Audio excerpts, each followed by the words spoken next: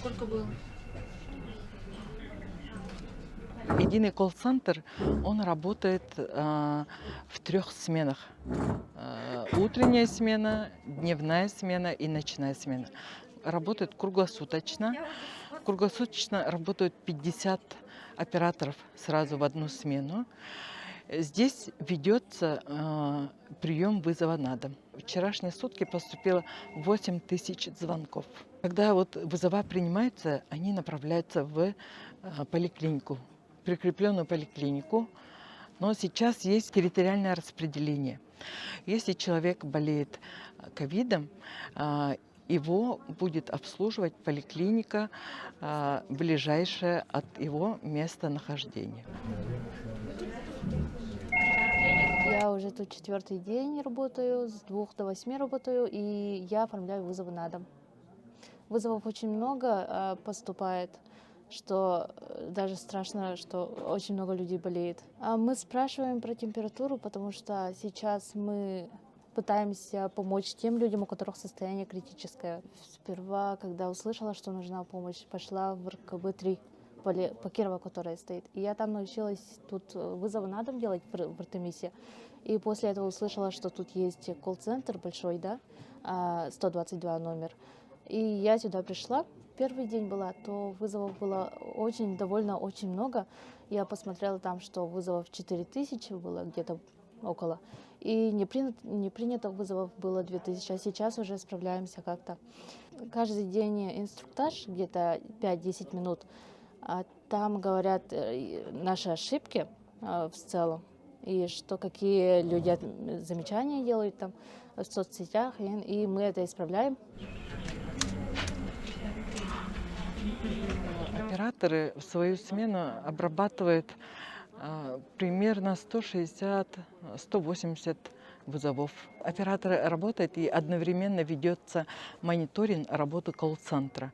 В этом табло все оно светится, какой оператор работает, номер оператора, и там мы видим, да, время разговора. Для работы вот этого единого колл-центра есть свои федеральные стандарты. Время разговора составляет не более 3 минут. Я работаю здесь с сегодняшнего дня. Буквально, вот, получается, 2 часа работаю и уже обработал, получается, около 80 звонков, получается. Вот загруженность очень большая. Сначала смотрел вот в Инстаграме, что антирекорд вот этот, вот сначала 800 стал, а потом, 1000, а то потом вообще 1500 стало. Это что тогда, получается, вот люди на дом все вызывают врачей, и колл-центры, получается, вообще никого хватать не будет. Даже 100 человек, там 200 человек. Значит, нужно работать во благо людей. Ну, сначала я удивился, когда вот именно слушая людей, вот они звонят, и такие хриплые и слабые голоса слышу.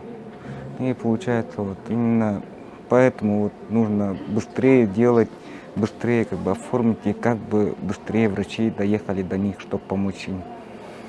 Ну, так мы здесь в программе делаем, чтобы быстрее все получилось. В связи с загруженностью врачей чаще всего поступает не оформление, а именно повторное вызывание врачей на дом. Один человек точно физически не будет справляться. Ну, а так, если нас много, вот, получается, можно работать. Все нормально? Ага, хорошо. Хорошо. Количество звонков доходило до 12 тысяч. Очень многие вызов ждут долго, поэтому прямо на телефоне, на связи колл-центра ведется консультирование уже. У нас тут на помощь вышли преподаватели СВФУ, медицинский институт, и врачи. Мы сначала оформляем в первую очередь вызовы на дом. В основном сейчас звонят, да, вот пациенты как бы с симптомами ковида. Угу. Вот оформляем их, получается. Бывает то, что контактники хотят взять анализы ПЦР. Допустим, у родителей приходит положительный ПЦР, соответственно, на детей. Допустим, мы в комментариях, как мне объяснили, то, что лучше вот указывать, если контактный человек, соответственно, в общем, все описываем. Полностью все симптомы, все подробно описываем. Если хотят ПЦР взять, ну, соответственно, если у них дети есть, допустим, я в комментариях всегда пишу то, что вот человек контактный, и имеется столько-то детей. Ну, чтобы пришли как бы работники с поликлиники, взяли анализы. Звонков много поступает. С утра больше как бы нагрузка, к вечеру она меньше спадает. Сейчас вот еще ночная смена будет.